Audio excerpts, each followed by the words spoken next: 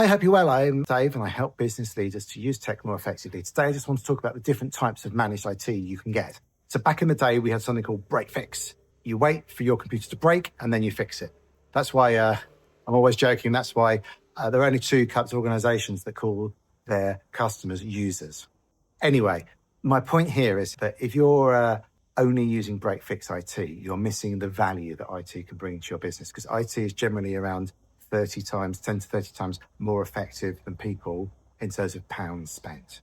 So you need to make sure you've got your technology is proactively driving the business forward. And also it's a massive risk. Cybersecurity is the biggest risk to your organization. If you're not keeping on top of it, you're going to lose the business. So the next level up from break fix is managed IT services. And what that is that's an external firm and they manage most of the IT. They generally don't do much around strategic IT. They might have something called a vCIO, a virtual chief information officer, but some of those people are just pre-sales consultants. So some of them are really good, but some of them are just pre-sale consultants. And part of my job is as a part-time fractional IT director, or even the vCIO, is to kind of align what the business is doing and what the managed service provider is doing. I work with several MSPs. Generally, my role is around cybersecurity, but also translated technical babble so the board of directors can make good IT decisions. So the next level up is to have maybe an in-house team. And that can have its strengths and weaknesses. If you're an in-house team, most people think they'll do it because it's cheaper. It might be if you've like in the sort of 500 staff-ish, maybe. I recommend something called co-managed IT. So you have your junior team and maybe possibly even the management team are in-house. And then the middle bit is run by your managed service provider.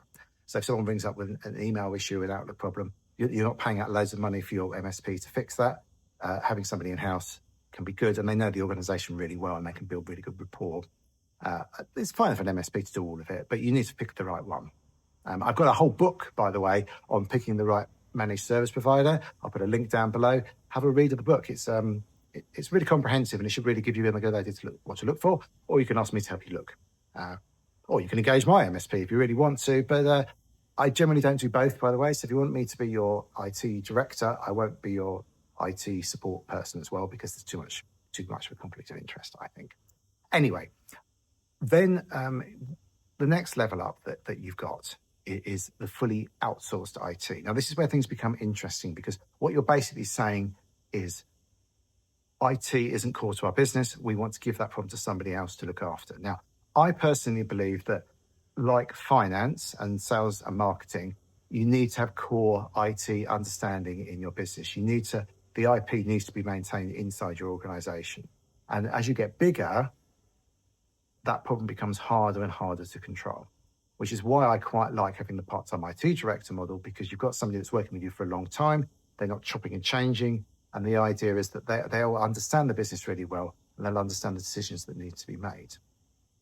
If you outsource your IT in its entirety, the problem with that is you're no longer able to use IT as a business driver so well, because you're missing that element in your organization. So you need to have somebody on your board who understands technology, gets it, and can really advise. And if you're using the lowest common denominator, I've talked about this before, really cheap IT providers that are charging £10 a month.